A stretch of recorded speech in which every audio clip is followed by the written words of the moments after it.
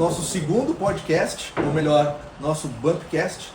E dessa vez também para a mesa a gente tem aqui o Carraro.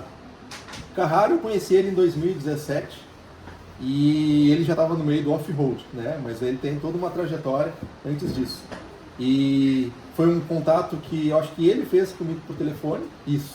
Eu fiz um anúncio, ele fez um contato comigo por telefone. Aí comentou que ia ter um evento em Timbó. Sim. E aí eu peguei a data, tudo certinho. E eu saí então de Porto Alegre e fui até Timbó. Conhecer mais dessas competições, gaiola. Na verdade, na época eram uns monstrão já que já tinha feito, né?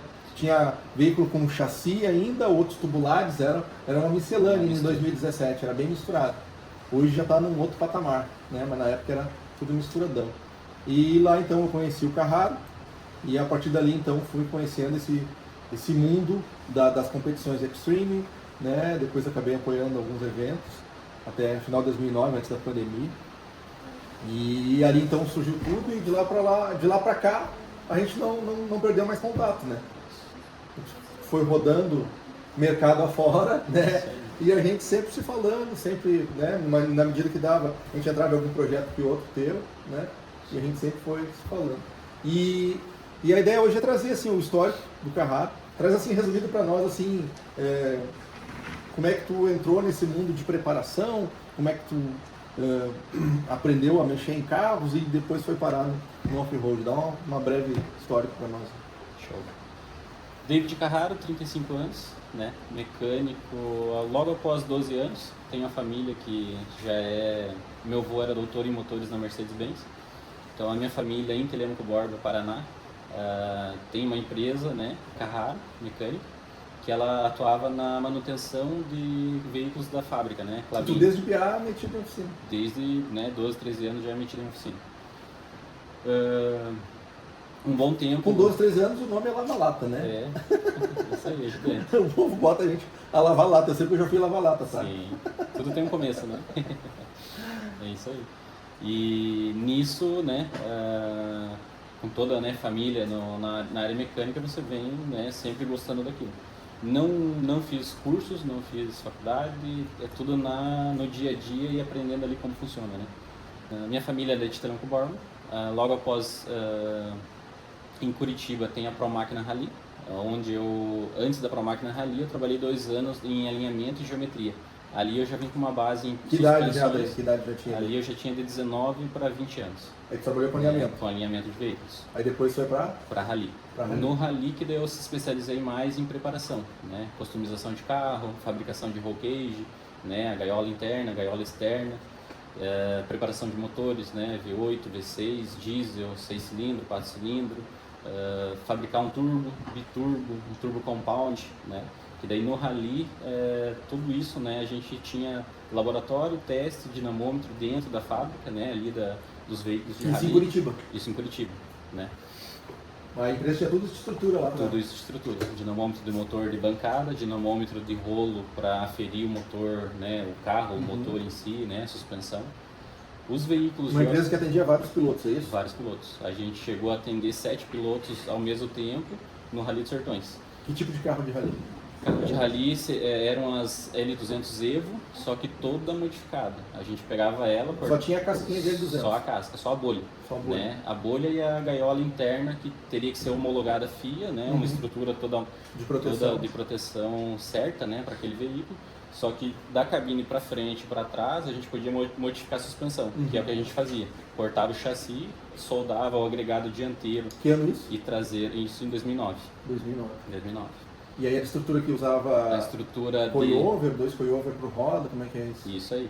Suspensão dianteira e traseira com bandeja duplo A da Pajero Full. Então as bandejas originais a gente fabricava elas novas, alongada, semi-eixo mais comprido, italiano, e 2 amortecedores por roda. Todo veículo de Rally tem, né, a necessidade... Coilover com mola no amortecedor. Isso. Tipo os Stark, assim? Tipo Stark, isso mesmo. Então tem o Stark tem uma verve... Sim, uma raiz ali do Rally. Né? Legal. O que mais fazia lá? Após não tinha aqueles Peugeotzinho também? Sim, tudo tubular. O Peugeot em si, ele tem um motor V6, né? É um Peugeot 4x4. Primeiro vem as transformações, né? O veículo vem 4x2 de fábrica, né? E tem os campeonatos, tem a Copa Peugeot. Só que o nosso Peugeot lá, fabricado na empresa, né? Na Promáquina Rally, ele era um motor V6 de Captiva ou de Captiva, Omega Fittipaldi, né? Vários carros saíram com esse motor. Só que imagine um motor V6 compacto dentro do cofre do motor. Praticamente no meio do carro. Praticamente no meio do carro. E no Rally tem isso, né? Todo o trem de... E que categoria né? que entra esse carro todo transformado aí? Esses são várias categorias, tipo, entra como se fosse uma força livre, que é com muita Às preparação. vezes o pessoal vê uma casquinha de Peugeot ali e diz, como é que esse Peugeot anda desse jeito, né? Um Mas é V6, só a bolha, né? Só a bolha. Só a bolha. E roncando indo daquele jeito, né? É bonito. Não, o XRC, que foi esse veículo, né? Porque assim, tem o Subaru, tem o Lancer, tem vários carros que já são 4x4. Agora você pegar um carro 4x2, tração dianteira, né? E construir ele 4x4, modifica o carro inteiro, né? Tira todo... Aí tem que entender bastante das dinâmicas do carro. Isso aí. Até para o carro andar para frente, distribuição de peso. Né? E o piloto ter controle dele. Isso né? aí. E vir tração, e vir tudo. E aí depois da Promac que veio? Após a Promáquina, teve ali 6 anos 6 anos antes da pandemia, certo? Que daí eu tive minha própria empresa. Abri, voltada para o off-road. Mas o off-road brasileiro... Isso lá em Telêmaco daí? Isso lá em Telêmaco. Aí tu voltou para Telêmaco? Isso aí. Que daí foi em lá 2016, onde você foi me visitar lá. Aí tinha a Unimog, Isso aí. uns gaiolão com pneu gigante. Isso aí. E aí o primeiro veículo off-road que eu me comecei a trabalhar, beleza, era Troller, Bandeirante, só que daí assim, quando eu descobri o Unimog, eu fiquei apaixonado. Quando você vê o Unimog, vê o eixo portal com tração e redução na roda, assim, cara, eu vou levantar o centro do veículo, não vai atolar, eu vou passar melhor nos buracos. E foi bem no início, quando começou a aparecer um ou outro Unimog no ramo geral, né? E a galera ficou louca. E ali eu falei, cara, vou até fabricar, porque você pegar várias engrenagens e fabricar um portal, quem tem a mente mecânica, você faz o que tiver na mente. É um achado, né? E daí nisso apareceu o Unimog. Aí eu fiz um original, né? Eu tirei o motor original, coloquei o motor DL200 Triton, da Pajero, o 3.2, que já era uma receita de rally. Eu usei ele com toda a receita do rally, foguete, tudo, nesse Unimog de trilha, né? Então ficou top, porque motor compacto, leve, forte, né? Indestrutível ali o motor. Na trilha também. Aí na trilha, vixe, a desenvoltura dele é muito top. Isso aí. E aí tu foi te envolvendo nesse mundo off-road aí e crescendo nele. Outra coisa assim, me cita alguns projetos assim que de repente possa estar no mercado ainda, que tu lembra assim? Sim, logo após o Unimog, veio vários outros carros, né? Invemo Camper, F75, né? Eu rebaixei teto, alonguei carroceria. Era uma outra. Daí logo após veio essa azul, né? Do Gavilac, Mário César Gavilac, de Telêmaco Borba.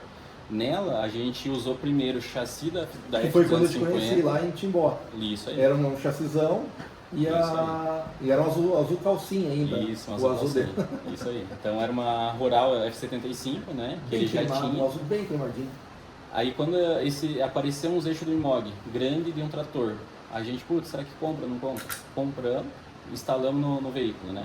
Só que daí a gente pegou um chassi de F250 4x4 com feixe de mola nas quatro, né? E instalamos o eixo embaixo, tal, motor 6 cilindros silverado, turbo. E a gente andou, um carro convencional, como tem muitos na trilha aí, anda e brinca legal. Só que chegou num tempo assim, daí quando eu te conheci, e já tinha 2 ou 3 gaiolas no mercado. Toda tubular, né? Aí eu te conheci... Mas ainda tinha o padrão alto ainda, né? Padrão alto, peso, muito, gaiola robusta, ferro muito grosso. Aí aquilo quando entrava na carro adernava. Assim. Adernava, não ia, não desenvolvia na pista, né? Aí eu falei assim, não, eu tenho que fazer uma suspensão Forlink que trabalhe, né? Gaiola leve, super leve. Então de 2016, 17, daí finalzinho de 17 que eu te conheci, a gente já tinha ganhado em primeiro lugar Fina Jeep, em 2016, 2017 também. Aí eu te conheci em Timbó. Nisso, deu dezembro para janeiro, eu falei assim, eu vou fazer ela inteira tubular. Né? Então daí eu peguei ela, tirei todo o chassi, ali eu aliviei 1.500 kg no carro total. Então daí, imagina se tirar 1.500 kg de cima de um trem de mecânica ali para o carro fluir, né? E nisso uma suspensão de 18 polegadas, né? Também no próximo ano, que foi de 2018, primeiro lugar em Fina Jeep. Porque o carro, tem um vídeo que você vê, o carro vem flutuando, e a suspensão trabalhando, os pneus e o carro assim, paradinho, né? Muito top. Bonita aquelas aí imagens veio ali. os amortecedores bump. Aquelas imagens ali. E aí tem o famoso salto aquele, né? Depois se encaixar pra botar Tem, o vídeo. Os 2 metros. Assim, parece um leão saltando assim. Isso aí. Mas é isso, é história, né? É história. E assim, depois daquele projeto ali, foi para outras empresas e participou de outros projetos também, né? Isso aí. Logo após ali esse projeto, né, fiz vários outros com eixo Unimog também, com a mecânica que o cliente trazia e colocava eixo, motor, câmbio, né? Opala, ou V8, ou diesel, né? Uhum. Então nessa área de adaptação, tipo assim, cliente, teu bolso é meu guia. O que você tem na mente e quer colocar, a gente faz. Teu orçamento é o limite. Teu orçamento é o limite. Então aí logo após veio a pandemia. Pandemia eu morei 2 anos no Paraguai, né? Uma família de fazendeiros, né? Família Teixeira. Lá a gente fez a reconstrução, reforma, né, de 3 veículos, que sempre também, primeiro lugar, toda competição que vai, primeiro, segundo lugar é daquela família. Porque carro de ponta, tudo filé, tudo top, né? Então foi 2 anos de pandemia que daí eu fiquei no Paraguai, tive, né, uma moradia lá, desenvolvendo e fazendo esses projetos lá, né?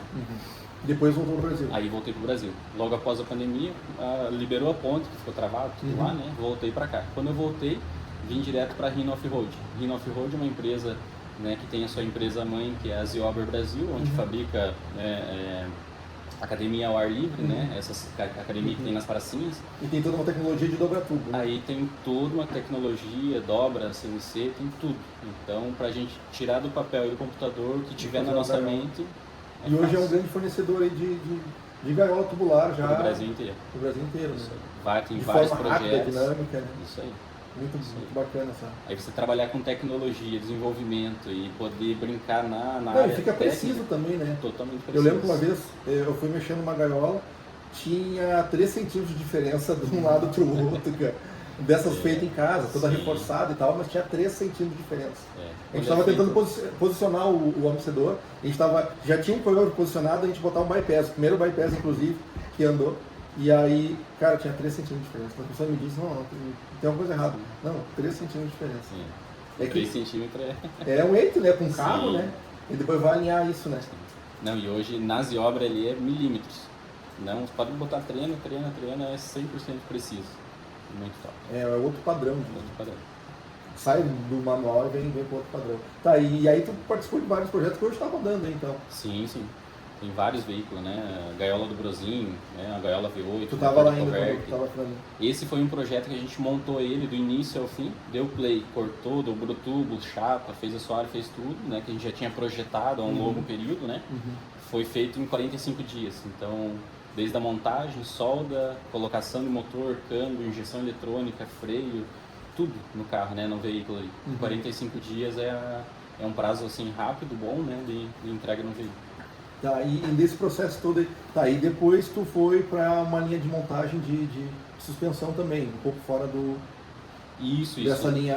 Logo após a Rhino Off-Road, eu fui para a empresa DS Track. Eu acabei te cortando, vamos lá. Então tu fez parte do projeto Brozinho, mais um outro projeto assim, que tu lembra? Assim? Ali na Rhino Off-Road a gente fez uns 5 veículos assim, né? Foi um V8, foi um Wrangler, JK igual o seu, só que todo tubular, né? Uma gaiola kryptonita. Muito bonita, assim, você vai ver a foto dela. Mas não é de competição, assim. Ainda não, porque o cliente praticamente ficou para shopping. De tão bonito que ficou. De tão bonito que ficou para shopping, mas vai estar rodando. Chega da pena de colocar o projeto tão no bar. bacana que ficou. Isso aí. Tem isso também, né? Tem. O cara vai caprichando e... não vou botar no bar. Tem isso também. Que legal. E assim, desses projetos, assim, algum assim que tu sentiu que tinha uma dificuldade, assim, algum desafio muito grande ou tudo tranquilo, assim? Quando eu entrei na empresa, os desafios que tinha era o mercado em si e a fabricação de gaiola tem específicos terrenos no Brasil. Tem terreno mais para o sul que é arrozal, então o carro tem que ter super alto, gigante alto, que entra dentro de banhado e o cara não quer se molhar. Mas a nível de competição, né, a gente tem que fazer o carro super baixo, leve, dimensionamento de peso, estrutura, largura, então muda muito. Se você pegar uma gaiola do off-road, né, competição, e colocar num arrozal, você vai estar com lama para cima do teto, né?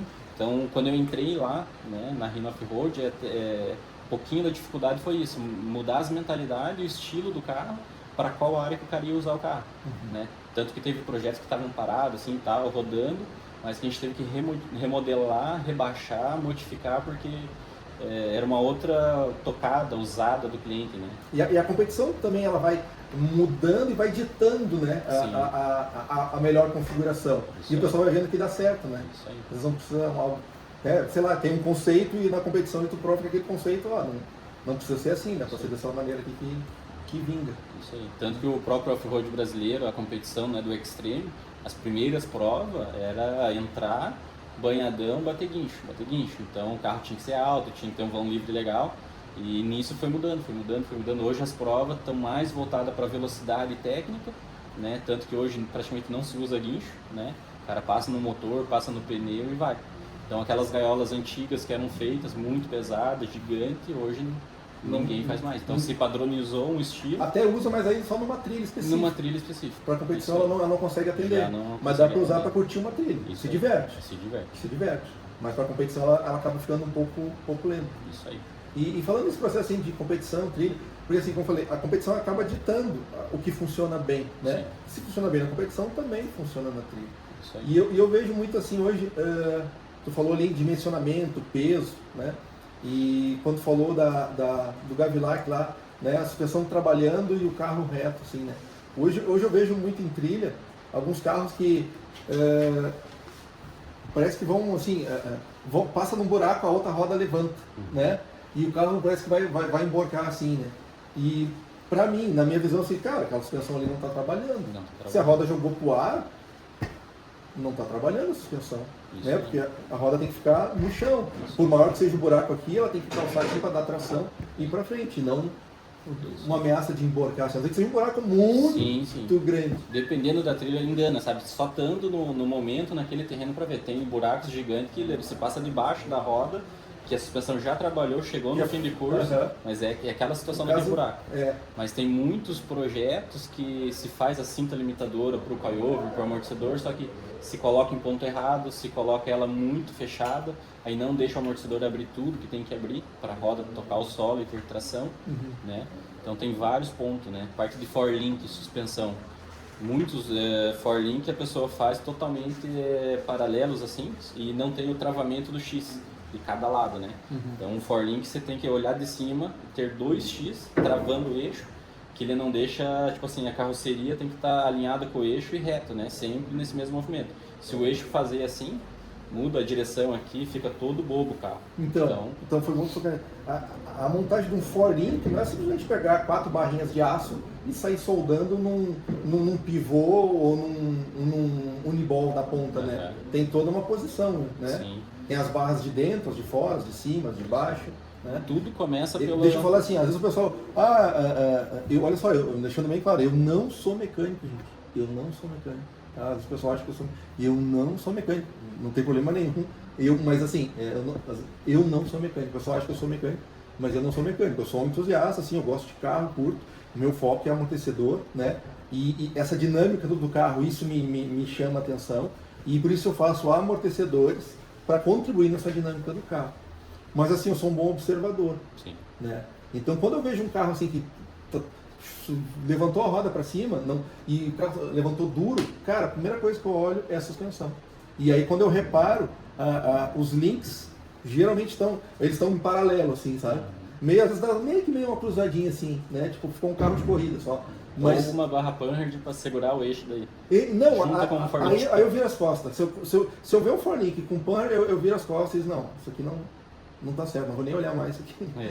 Mas assim, tô muito errado ou é uma adaptação ali para como é que tu define isso assim?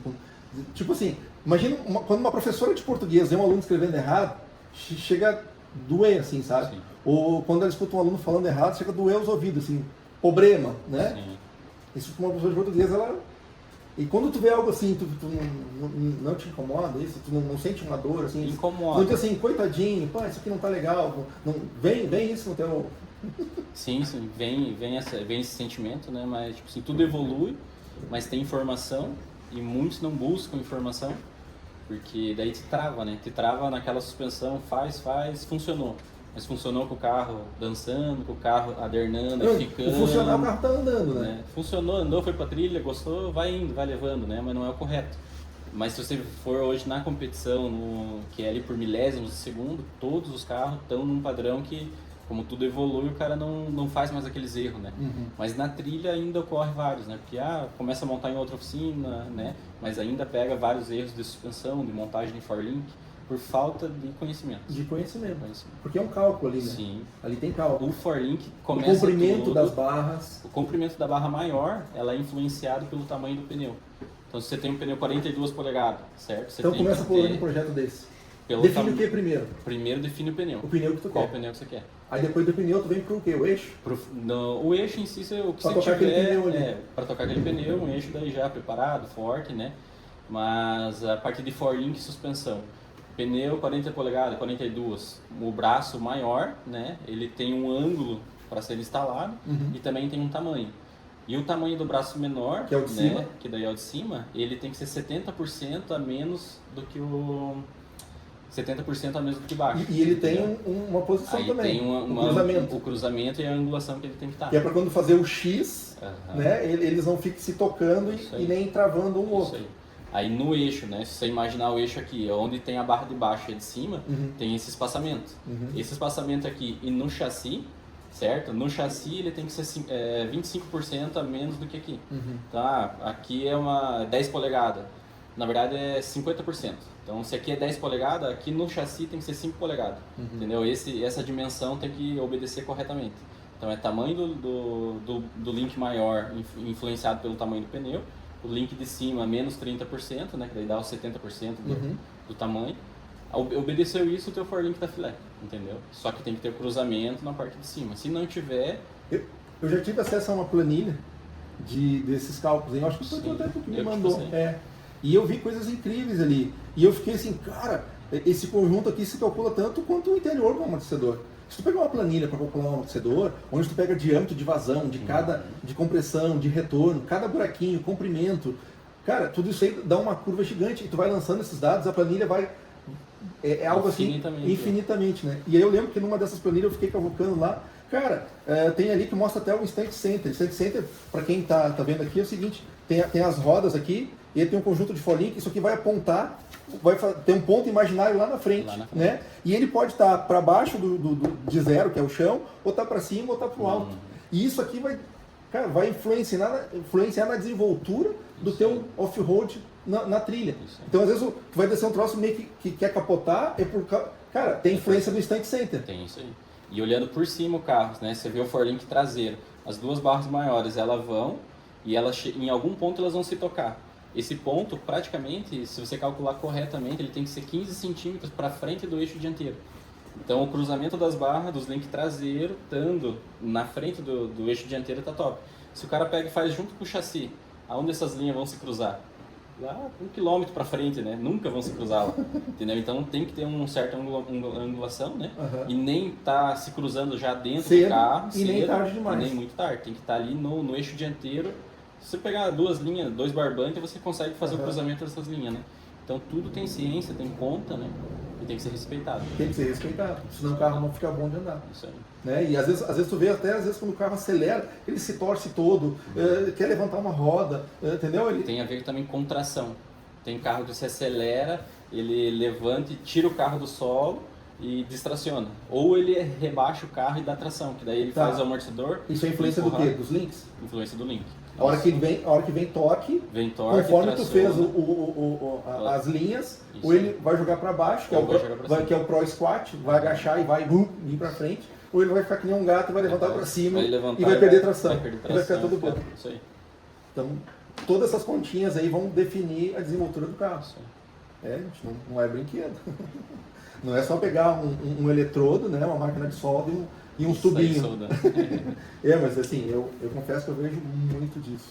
Né? E sabe qual é o problema? É que tu gastou igual tubo, gastou com as ponteiras ali, os Uniball, né? Gastou tudo e a desenvoltura do carro não ficou aquele desejado. Né? Não ficou aquele desejado. Né? E assim, eu vejo também coisas de moda, né? Por exemplo, eu falo isso, tá? Os batentes hidráulicos. Né? Às vezes os caras posicionam os batentes hidráulicos numa posição onde tira o curso dos amortecedores, dos coilovers. E na hora de fazer o X não vem porque está calçado ali, aí ele só abre, mas não fecha nada. Né? Ou quando tem que passar numa elevação, né? Em vez de deixar os amortecedores fazer o trabalho, vem direto ali no... Isso, tipo assim, vem de uma influência americana. O brasileiro pega, olha, o americano tem essa peça lá. Alguns importaram, alguns fabricaram. O que é um batente hidráulico? É um segundo amortecedor, o funcionamento dele, né? Ele entra, só que numa pressão muito maior do que no amortecedor, no coilover normal. Só que hoje tem muitos batentes que a galera já deixa muito encostado, daí ele se torna praticamente um segundo amortecedor. A hora que a suspensão vai, ele tem que vencer aquilo dali. Vencer, tipo assim, a mola já sustenta o carro, certo? A hora que o carro desce, encosta o batente, ele tem que vencer o batente, já trabalhando numa caixa de ovo, normal, que ele teria que trabalhar leve e sem dar soco, sem bater. Só que tá muito perto ali. Batente hidráulico, o que tem que ser entendido? Numa suspensão gigante, muito grande, que a hora que saltar e der praticamente fim de curso, chegou no fim, dá aquela ajuda e dá aquela última amortizada. A última amortizada antes de separar tudo. Não trabalhar junto, né? E não trabalhar junto. Não trabalhar no mesmo. Essa é a função dele. Essa é a função e já que copia americano, se tu pegar os projetos americanos, principalmente aqueles que tem bandeja duplo A, o batente hidráulico, ele fica no último. Hora assim, ó, tá acabando o amortecedor, tá, agora entrou. Que é quando ele dá aquele salto, né? E aí, naquela abertura de suspensão total, ele tem aquele encosto lá. Mas esse é um carro que ele está andando a 150 km por hora. Isso. Ele não está virando roda a 40. Você entende? Tanto que no rally não se usa.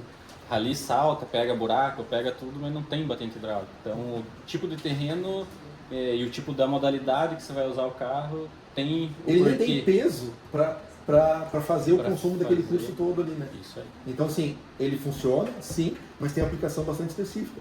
Já que a gente copia americano, poxa, então a gente tem que entender para copiar. Senão fica que nem se critica muito assim o produto chinês, né? Porque, tipo, ele copia, aí faz uma camisa do Grêmio vermelho.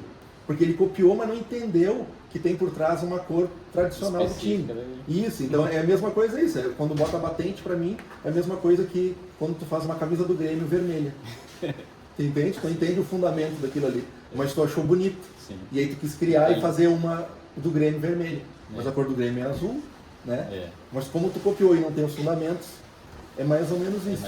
É o meu entendimento assim, né? E outro detalhe assim, a gente tem essa coisa de copiar assim, muito que os caras fazem lá fora, né? E é bacana ver aquelas gaiolas rock bouncer, né? Subindo aqueles morros, assim. Poxa, aquilo é bacana pra caramba. E dali vem muita informação. E agora eu esqueci o que eu ia falar, né? Por que eu tava falando? Agora eu lembrei. Então, a gente vê aquelas gaiolas e ali, naquelas gaiolas, cara, eles têm esse batente, então, porque ali toma pancada, ele vem com força, né? E tem também a cinta de abertura, né? Então, uma coisa que eu sempre... Cara, se vai copiar, procura entender todos os fundamentos ali, né? A cinta é algo que eu costumo bater na tecla que precisa ter, porque às vezes o cara bota esses eixos que tu falou lá no início, lá, o Unimog, aquilo ali é pesado, o eixo portal, né? Cada eixo hoje tem 500 kg. Nossa! Imagine você saltar, fazer sair do chão 500 kg. A hora que ele volta, ele duplica o peso e tal, né? Então, deixar só para o amortecedor segurar todo esse peso, não. Na hora do salto, tem que ter uma cinta limitadora, parando ali 1 polegada, 2 antes de abrir totalmente o amortecedor. Né? Então, isso tem que ter, todo carro de competição tem que ter. Muitos... Se tu olhar os projetos americanos, as pré-runner, esses gaiolas, cara, tudo tem a cinta. Tudo tem a cinta limitando a abertura antes da abertura total do amortecedor. Né? Então se copia o detalhe também. E é barato, porque protege o outro equipamento. Né? Então, essas cópias assim, tem que fazer uma cópia seguir né? O mais próximo possível. Então, assim, tá. E aí, o bacana é que como a gente copia, né, desses projetos americanos, eu vejo que a gente consegue fazer muita coisa até semelhante, não vou dizer melhor, né? Mas que fica de igual para igual, assim, o projeto deles, né? Que recurso tem hoje no mercado, né? Com certeza. Inclusive nem precisa importar, tu pode usar com produto nacional, montar tudo ali. Né? Por vídeo, foto, YouTube, você vê parte de solda, parte de dobra de tubo, né? E também pessoas, amigos que foram nos Estados Unidos, em Las Vegas, onde tem, né, onde você vai agora, Vegas, SEMA. SEMA Show. SEMA. No SEMA Show tem as gaiolas, tem tudo, né? O mundo off-road é gigante. Uhum. Então lá você vai ver a parte de solda, tipo a nossa solda totalmente, né? Várias, como a Rhino Off-Road é robotizada, então o robô solda, mas também manual é soldado. Mas nos E hoje Estados no mercado Unidos tem a solda laser, que é algo também, assim. muito Cara, top. é de chorar assim, a Isso. qualidade que fica. Sim. Só que daí no off-road americano, muitas gaiolas, muitos projetos, detalhe. Como eu venho do rally, né? A gente faz suporte, desenha, projeta e tem toda uma solda, um reforço para aquela peça, para aquela situação. Mas gaiolas lá é soldado meio que de qualquer jeito, é feito, né? Não é meio que... Hoje no Brasil está sendo em série, né? Na Rhino Off-Road ali, que daí tem um projeto, faz, sai tudo no CNC, no corte, dobra, tudo top, né? Só que o americano faz e, entendeu? De recurso não digo, né? Porque hoje pode ser que tenha várias gaiolas em série, toda filé, mas o brasileiro não deixa a desejar, né? Em toda parte, né? Nessa Tem adaptação. materiais, tem equipamentos, tem tudo. E tem gente gabaritada também para fazer Pra hoje. fazer e desenvolver. Né? Uma coisa assim, que eu percebi que nos projetos mais antigos, assim, lá 2017, 2018, os coilovers ainda eram direto no eixo. Uhum. E depois o pessoal começou a mudar isso, né? Isso aí. Tu viu algum ganho nisso? O que tu entendeu desse processo? Isso é legal, né? Como a gente, tirando do eixo e colocando no centro da barra, né? Digamos que você pega um amortecedor de 18 polegadas e põe na barra, né? E põe um de 18 no eixo. No eixo, em efetivo, ele te dá 18 polegadas de abertura total. E você colocando na barra, quando você mede o eixo, que é o que você quer que trabalhe mais, no eixo vai te dar 25 polegadas de curso. Nossa! Então esse trabalhar do eixo ganho. e suspensão é totalmente diferente, né? Então trabalhar 1 para 1 é uma coisa. Você coloca um amortecedor de 18 polegadas, você só tem 18. Colocou ele no meio da barra, te aumenta a alavanca. Então botou 18 lá no meio da barra, você vai ter 25 polegadas de abertura aqui. Então você consegue trabalhar o eixo totalmente. Então é um ganho. E essa alavanca aí muda a configuração de mola e do amortecedor. Isso aí. Muda Se completamente. você colocar 1 para 1 lá na roda, é um certo peso e libragem de mola que você tem que usar. Voltando para o meio da barra, você desmultiplica, você tem que usar uma mola muito mais pesada, maior, mais grossa, né, com libragem maior, para ter o mesmo conforto do carro, a altura do carro desejada, né, e fazer trabalhar a suspensão corretamente. Então, o pessoal entender que às vezes esse projetinho que vai lá no eixo, lá, às vezes usa até uma mola fininha, né, estreitinha e fininha. Quando vem para o meio, já precisa usar uma mola mais robusta. Isso aí. Para aguentar essa força maior aí que vem da suspensão.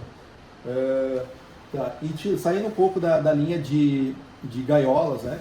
A gente viu aí que tu tem bastante tato. Entrando mais nos lifts assim, de caminhonete, assim, o que é o maior fator limitante hoje de uma picape assim, para deixar ela monstruosa? Assim, o que limita muito ela hoje? Como a gente tem visto, né, em instalações hoje, o que chega a limitar são a parte da suspensão de caminhonete, são as bandejas superiores, né? E com as bandejas superiores vem pivô, né? Vem terminais de direção, barra axial, de caixa de direção, então tem que se trabalhar em altura de setor de direção, né? Alguns projetos, algumas caminhonetes, mas a maioria em si, a bandeja superior é a primeira, né? Para poder articular. O primeiro fator mais, limitante. O primeiro fator limitante. Por causa do pivô ali. Por causa do pivô e o curso de suspensão que ele tem. Hoje a gente tem um kit padrão de 2 polegadas, que é a folga que tem ali para fazer o lift sem afetar assim, de forma bruta ou perigosa os pivôs. Ela trabalha tranquilamente. Mas a gente já percebeu que a partir de 3 polegadas, a durabilidade dos pivôs ele já se vai. Pivô, bilheta, tem um conjunto, né? Suspensão no todo, vários fatores, começa a chegar nos seus limites. Aí para 3 polegadas precisa botar uma bandeja superior diferente, com outro ângulo, né? E talvez até com um pivô mais alongado. Porque às vezes só alongar o pivô não resolve, né? Não. Precisa uma bandeja um pouquinho maior, com outro desenho, para poder devolver para o pivô a desenvoltura dele. Senão ele vai ficando limitado e o desgaste dele vem bem prematuro. Isso mesmo. Tá, e o outro ponto assim, tá, aí cheguei a 3, lá embaixo homocinética, triseta aceitou. Aí quando eu vou para 4, aí já começa a enforcar ângulo de homocinética, né? E triseta também. Aí eu começo tem que dar outras contrapartidas. Isso mesmo. Aí a gente consegue fabricar um subchassi, rebaixando o diferencial para tirar esse ângulo. Que é o famoso drop. Isso, são os drops. Aí faz os drops. Todas as caminhonetes aceitam esse drop? Não sei te dizer se todas, mas... Hilux eu sei que tem bastante, já está consolidado. Show. Mas tem alguma outra que tu acredita que tem algum fator limitante assim desse drop? Algumas têm setor de direção elétrica. Então, Tá. o que me limita é toda a parte eletrônica, o motor elétrico do setor de direção. Né? Isso dali me limita se eu deixar ele para baixo do eixo, para baixo do peito de aço, já não é legal, né? Então, o que vai me limitar vai ser aquela parte da direção ali. Mas tudo tem que se pensar, né, para chegar numa solução. Não é impossível, mas já começa a envolver outro orçamento. Isso mesmo. Que daí tem horas trabalhadas ali um pouco mais diferenciadas. Isso mesmo. Né? Mas é possível chegar em grandes projetos, assim. Isso aí. Tipo, subir... A parte traseira é sempre tranquilo. Sempre ali, é tranquilo. A barra, fecho de mola, Isso. né? Ali não tem problema de levantar. Bom, e aí para 4 polegadas, aquele eixo geralmente precisa estender alguma coisa. Dessas picadas, por exemplo, uma Hilux assim. Existe algum eixo hoje para subir? Não, é mais o drop que resolveria daí. Mais o drop. O drop tem sido a melhor solução. Isso aí. De descer o conjunto todo ali, né? Para tirar o ângulo das homocinéticas e possibilitar essa abertura da suspensão de 4 polegadas. Isso. Tá. Agora vamos falar um pouco de coilover, né? Sim. Vamos lá. Às vezes o pessoal, em termos de coilover, assim, não só para gaiola, né? Mas para outros conjuntos, né? O pessoal geralmente quer tudo que dá, né? O que é qual seria o principal detalhe assim para cuidar assim no processo de decisão por um coilover de tamanho? Como é que eu defino assim esse tamanho? Você pode usar o coilover tanto para uma gaiola. Uma gaiola, se você constrói ela do zero, você já faz todo o forlink, toda a suspensão, imaginando como ela vai trabalhar, aonde os forlinks vão passar. Primeira coisa assim, eu quero passar a valeta, toleiro, e a suspensão tem que trabalhar, o pneu tem que buscar o solo. Então, um amortecedor de 18 polegadas, certo? Não quero para pista, pista, circuito, né, o que está virando hoje o off-road. Não necessita ser 18 polegadas, certo? É um exagero de 18. Exagero. 14, 16 já resolve, certo? Tanto que parte de cardan, cruzeta, né, tem um certo ângulo, né? Então tudo você tem que levar em consideração. Não adianta você pegar um amortecedor e fabricar com 20 polegadas, né, instalar ele ali e a hora que abrir toda a suspensão quebrar a cruzeta. Então não precisa ter aquele amortecedor. Pode ser menor, né, condizente com a tua suspensão. Dependendo da aplicação, não precisa colocar um amortecedor tudo que dá. Não. É até pior. É até pior. Leva a fadiga de outras peças nesse processo aí. Isso aí. Aí você instala coilover em caminhonetes normal, né, numa Cherokee. Vários outros carros que se usam bem em trilha, né? CJ5, CJ3. Isso. Eu não quero que passe muito para cima do capô. Então, amortecedor menor, condizente com o que a tua suspensão vai trabalhar. E se você faz um forlink num carro já sem você ter fabricado a gaiola do zero, você tem que fazer o forlink respeitando todas aquelas medidas, porém você tem que respeitar os limites do carro, que são tanque de combustível. Se você não vai fazer se você vai usar o original ou vai usar um fabricado novo, beleza, se fabrica novo, você passa o forlink aonde você quer. Se você vai usar o original... Uma estrutura já existente, tipo uma Cherokee, Isso. até mesmo em troller. Sim. O pessoal faz muito forlink em troller. Isso aí. Tem que respeitar todos aqueles detalhes ali. Respeitar ali ou mudar tudo. Ou muda tudo. Tipo, né? o troller tem que arrancar o tanque fora. Tem que arrancar fora, refazer, Para fazer uma reposicionar forlink realmente respeito. ok, tem que arrancar o Sim, tanque fora, isso botar lá aí. para dentro lá. Isso aí. Porque ali ele atrapalha para fazer o cruzamento. Isso aí. Senão vai fazer uma suspensão paralela que vai chegar na trilha lá, a rodinha vai erguer assim. Isso aí. Vai ficar grandão de alto, mas funcionar mesmo não... Não funciona legal. E tipo assim, pegando uma Cherokee também, por exemplo, tipo, tem limitações da estrutura ali, né? Sim, limitação tanto do chassi, onde passa escapamento, E vários... tem que posicionar, um outro detalhe também é o posicionamento dos coilovers, né? Sim. O pessoal quer botar reto, né? E não é reto, né? Não, tem um certo ângulo, né, de trabalho. Às vezes o cliente pergunta, mas qual é o ângulo? Eu passo uma continha simples pro cliente, tá? Que eu sei que o cara não calculou, tá? Eu digo para ele, bota 15 de centro de eixo e 15 eixo. Procura seguir isso, que não vai ficar tão feio. Sim. O que tu diz disso? Já quebra um galho, né? Claro. É melhor do que deixar reto. Isso aí. Porque reto fica até feio de olhar, né? Imagina os dois amortecedores aqui, e aqui eu tô com a roda, certo? Então o amortecedor aqui e a roda. A hora que a roda faz isso, já encosta no amortecedor. Então por que os amortecedores são para dentro? Para isso. Para a roda vir e ficar paralelo com a roda, com os amortecedores e não encostar nas molas. você deixar totalmente reto o amortecedor ali, a roda vai vir, vai soltar a mola, vai fazer a mola escapar, vai ficar barulheira. Então, por isso que você joga o amortecedor para dentro e para dentro do carro, entendeu?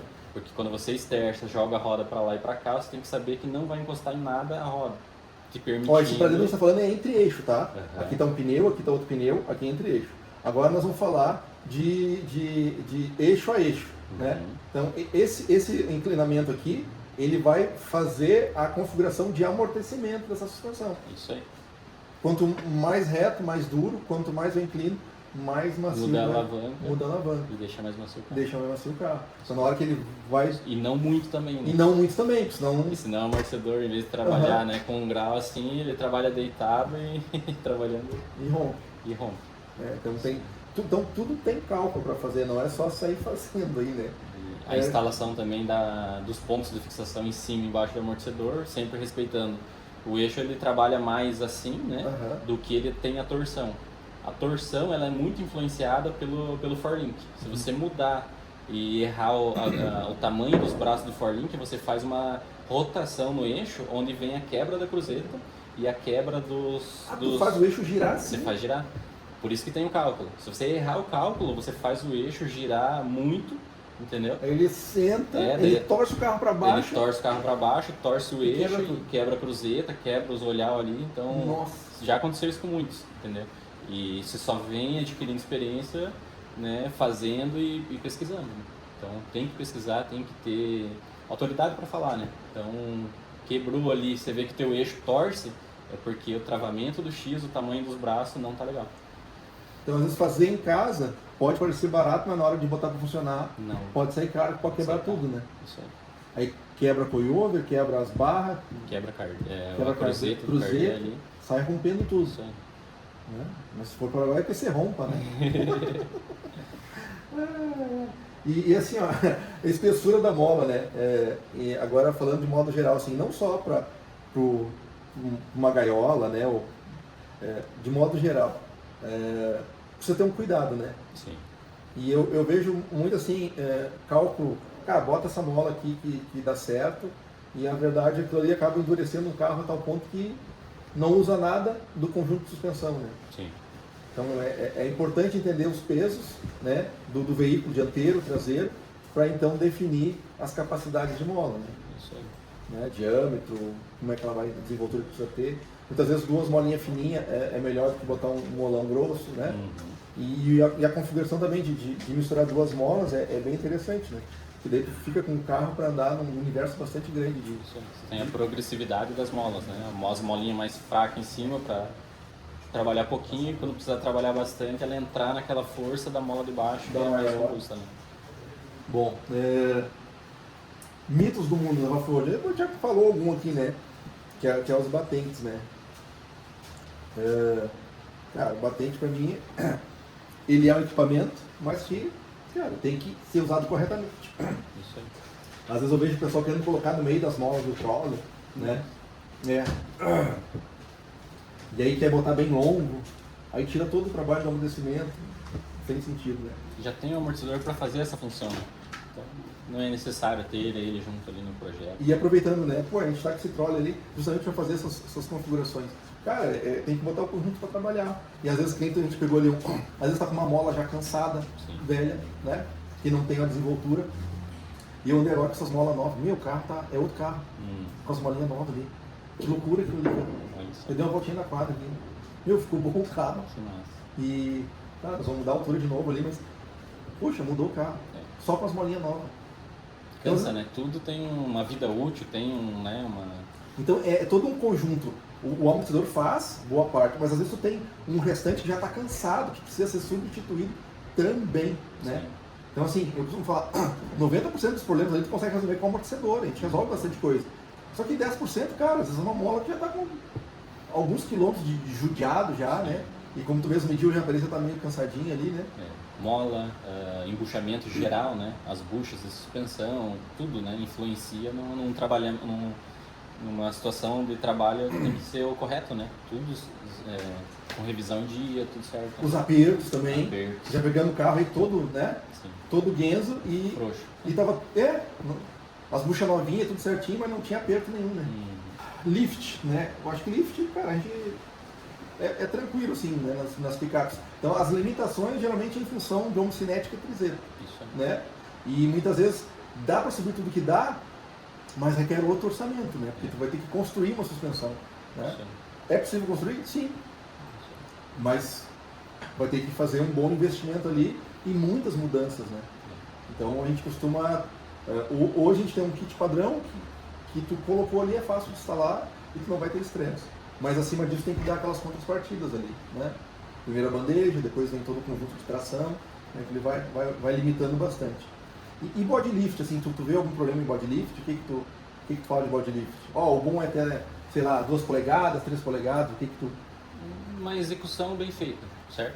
Como em preparação tanto para rally, para off-road e para uso urbano diário. Se quiser botar ali 6 polegadas de body lift. Tranquilo. Tranquilo. Você, né, todos os pontos, né, de direção, coluna de direção, você aumentando, soldando corretamente, não tem problema, certo? Só que tem que fazer corretamente. Tá. Né? Então, body lift, o material usado ou alumínio maciço, refurado, te dando a altura, né, ou o poliuretano, bem tranquilo. Os parafusos usados também, parafuso correto. Hoje o body lift de 2 polegadas é tranquilo, até. Bem tranquilo. Mesmo sendo caixa automática, é tranquilo. Isso aí. 3 polegadas, começa a apertar um pouquinho? Tudo na adaptação vai dificultando Já tem que um pouco esticar uns mais. cabinhos já, né? Você tem que esticar os cabos, refazer vários Com 3 já pontos. tem que esticar alguns cabos, Isso né? aí. 4 então mais. Mais ainda. Se assim pensar vai. 5, 6, Mais ainda. muito cabo, o original não dá mais conta. Isso aí. Né? Então, Mas isso que tudo dá pra fazer. tudo é possível Tudo fazer. é possível. Tendo tempo e orçamento, Faz. faz. Isso aí. E um outro mito assim, que a gente queria trazer aqui, já indo para a parte final, é ajustes de cliques, assim, né? Tu ficou muito tempo em beira de pista e tal. Me diz aí, me dá a tua experiência aqui. Eu vi que tinha alguns com ajuste de clique. Aham. Tu viu o pessoal clicando, viu o pessoal tendo discernimento do que agora vou dar compressão, agora vou dar retorno, assim, de forma assertiva ou muito chute?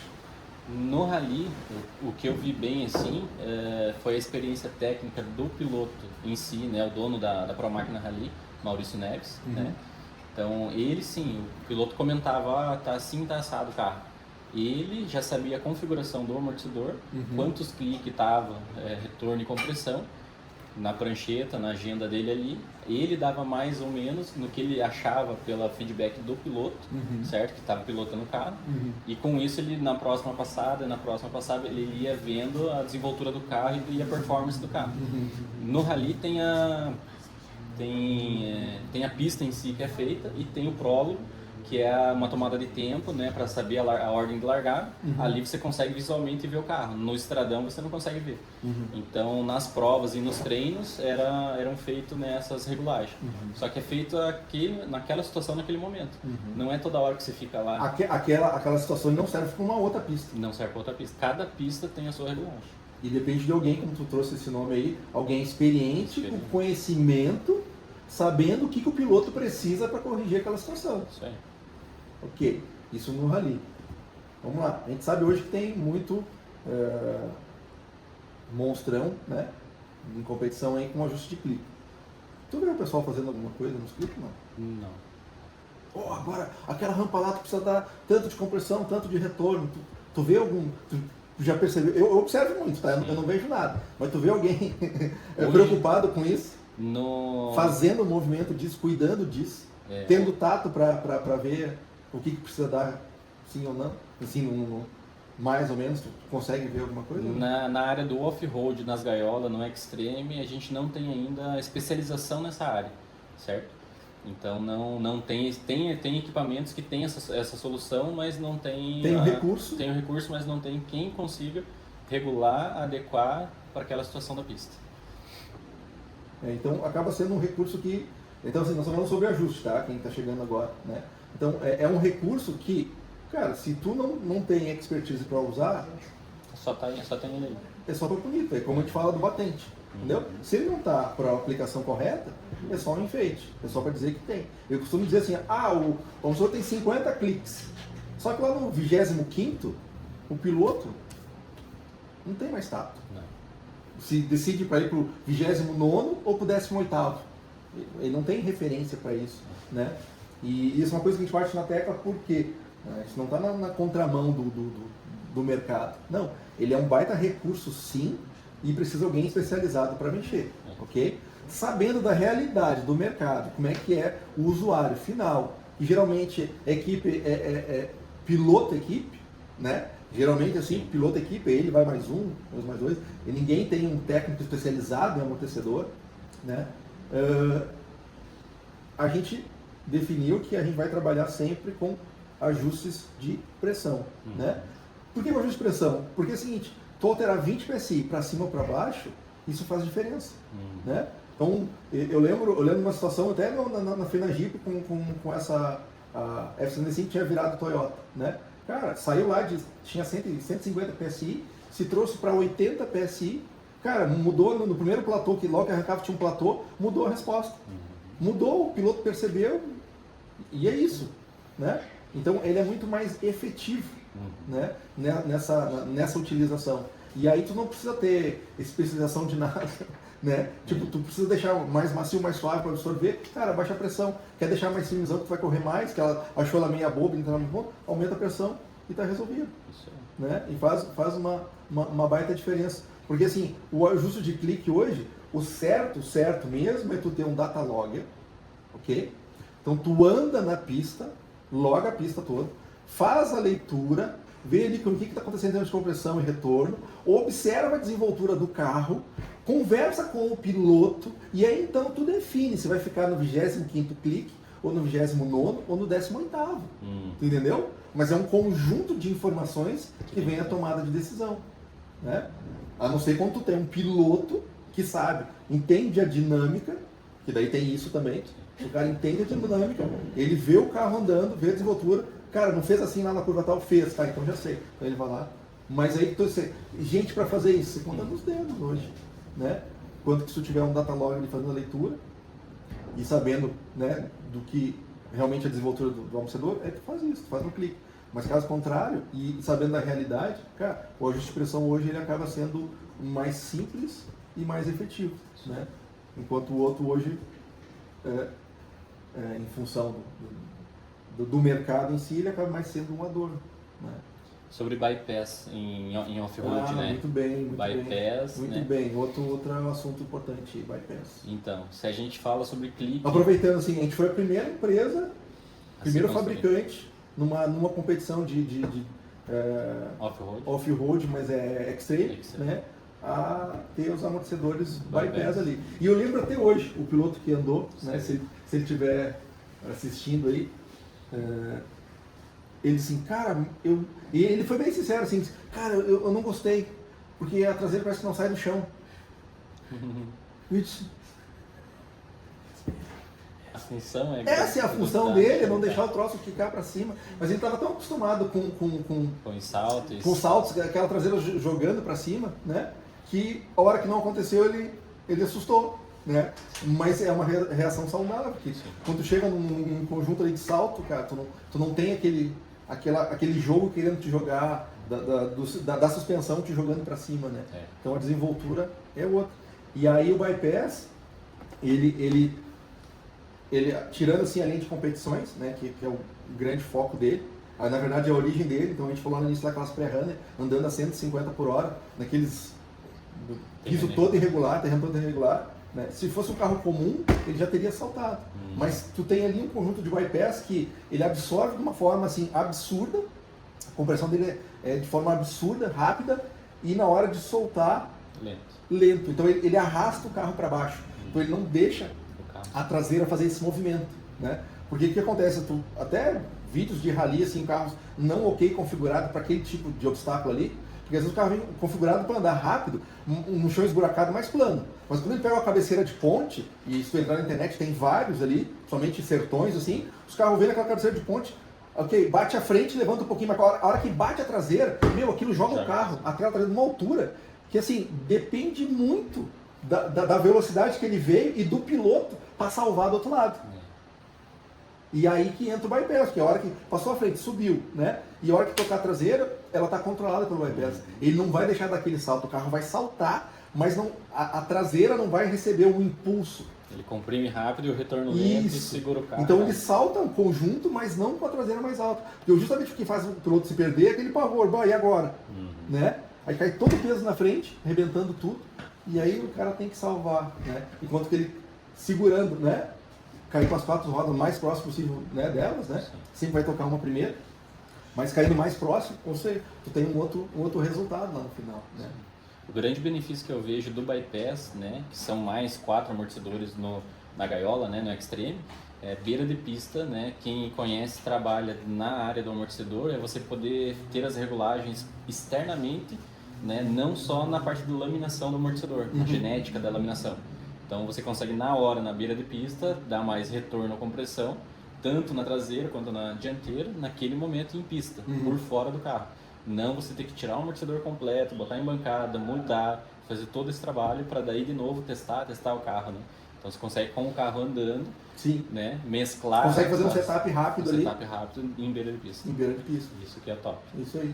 E para uso também rotineiro, né, dia a dia, principalmente o pessoal dali da Bruta, que tem muita curva de nível para passar, isso faz toda a diferença. Né? Às vezes dentro de fazenda tem horário para chegar, quer chegar antes da noite, e aí, né, esse movimento do carro querer tirar as rodas do chão, isso faz um movimento, né, que o cara pode se perder. E o bypass também contribui nisso. Além dele ajudar no conforto, deixar muito mais suave a traseira, muito mais do que um amortecedor, por melhor que a gente faça uma boa configuração, a gente consegue deixar o bypass muito mais confortável, né? E aí a gente consegue segurar ele mais no chão, muito mais do que o amortecedor. Então ele tem uma outra desenvoltura, né? E é muito bacana isso. Claro, é um produto diferenciado, mas assim que o mercado gradativamente vai tomando conhecimento dele, né? E assim, o mais importante é perceber essas reações aí, né? Do quanto eficiente ele é nesse processo, né? Então é um baita, como é que eu vou dizer, acessório, equipamento, né? Que vai ajudar aí no processo. A gente falou sobre lift, né? Até onde dá para ir os lifts aí com picape, né? Então dá para ir ao alto e além. E também baixa. Também dá para baixar, né? E tudo depende do orçamento. Isso. Né? Às vezes eu vejo assim, eu queria transformar minha picape numa pré-runner. Dá para fazer, Fazer aqueles bandejão gigantes, né? Botar os rodão para fora, né? Confecciona tudo novo, mas requer um outro orçamento, né? Fazer essa pegada aí, né? E fica bacana para andar em duna, né? Em interiorzão rápido, assim, porque o foco é andar rápido, né? Sim. Absorvendo tudo aquelas irregularidades. É lindo de ver aquilo, né? Mola também, a gente falou sobre mola, né? Mola é um fato assim, muito importante, o cuidado, né? A gente vende hoje kit lift para caminhonete e o pessoal muitas vezes quer substituir a mola. Cara, a gente não recomenda. Por quê? Porque depende de que mola você está colocando ali. Aí eu vim lá de fora e me disseram que essa mola é boa. Boa para quem? Para qual boa aplicação? para quê? Tu entendeu? Esse tempo eu atendi um cliente de uma Hilux, até um modelo antigo, né? Onde ele trouxe uma mola de fora. E a mola fazia com que a suspensão ficasse toda aberta. O amortecedor, com as rodas no chão, ficava todo aberto. Caraca. Como o nosso amortecedor é maior em corpo e haste, a hora que ele montou o nosso amortecedor, ela ficou mais alta ainda. E o cliente comentou, olha, não gostei porque ficou muito alto. Eu disse, mas essa mola não está adequada, né? Mas é que no amortecedor original ela fica na altura certa. Fica travado, todo estendido. Não, tudo bem, você está pensando em altura, tá? Mas esse carro com certeza não está bom para andar. Porque está todo aberto o amortecedor. Não tem como ser bom. Isso. Mas, entendeu? Alguém passou para ele essa receita, ele aplicou e entendeu como ok, porque quem falou deu a receita como tal. E ele, talvez, possivelmente por falta de conhecimento, comprou, aplicou e está com problema a resolver, né? Porque o nosso amortecedor não resolveu o problema dele. Sim. Mas com aquela mola ali não tem o que resolver. Então ele complicou todo o fator. Então assim, tem que ter um cuidado bastante grande na hora de escolher mola, na hora de definir mola, né? Outra coisa que eu vi também assim, a mola original tem 450 de comprimento, de altura. Eu vou botar uma mola, quero fazer lift de 2 polegadas, então eu vou botar uma mola de 500. Tá errado. Mola não se calcula assim. A mesma mola de 450 pode entregar o lift de 2 polegadas. Então não é o comprimento da mola que define o lift.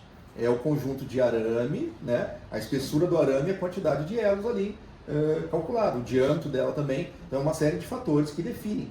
O comprimento pode até ser que ela fique ali alguma coisa maior. Mas não é porque ela tem 5 centímetros a mais, ou seja, 2 polegadas a mais, que ela vai te entregar um lift de 2 polegadas. Ela pode entregar muito mais ou muito menos. Ou menos. Tudo vai depender desse conjunto de arame, espiras, né? É um conjunto de coisas a calcular. Às vezes o pessoal entra nessa, né? Então, isso, como tu não sabe onde está pisando, cuidado, não sai fazendo. Né? Então, em casos muito assim, mas muito específicos, a gente recomenda a substituir uma mola, mas é um projeto muito específico. Né? Em casos de lift comum assim, a gente procura, ó, cara, mantém o original. Até porque tu já tem a dinâmica do carro com a mola original. E aí quando tu troca os amortecedores, tu vai ver aquela nova dinâmica ali, né? E aí já muda completamente o comportamento do carro. Tá, e assim, tá, e hoje tu continua fazendo projeto, tá à disposição do projeto, como é que tá? Tu encara projeto? Diga aí. Sim. Faz a tua propaganda aí também. Isso aí. Dá para fazer um projetão, uma gaiola. Claro. É. Um projeto que tiver em mente, gaiola, performance, o que tiver na ideia a gente desenvolve. Quiser fazer um forlink com a troller, dá para fazer? Sim. Quiser pegar uma caminhonete e botar eixo rígido na frente, consegue? Claro. Com um forlinkão, assim, deixando bem em alta, pneu 42. Dá para fazer? O que tiver na mente do cliente a gente desenvolve. É. O que ele tiver de ideia e orçamento, dá para desenrolar. Dá para desenrolar. Tá bom. Então, a gente falou com o Carraro. Hoje está atuando aqui na oficina junto à BAN, né? Mas está à disposição. Ele, além de ajudar nos projetos aqui, que a gente está desenvolvendo bastante coisa, né? Está à disposição aí para atender vários projetos, seja ele qual for, nessa linha off-road aí, né? Até um rallyzinho dá para encarar também, claro, né? Claro. Tá bom? Satisfação falar contigo. Bom te ter aqui em casa, né? E que a gente possa fazer bastante projeto e trazer para esse povo os projetos aí. Fechou? Então tá. Grande abraço. Vamos lá. Valeu. Feito, pessoal.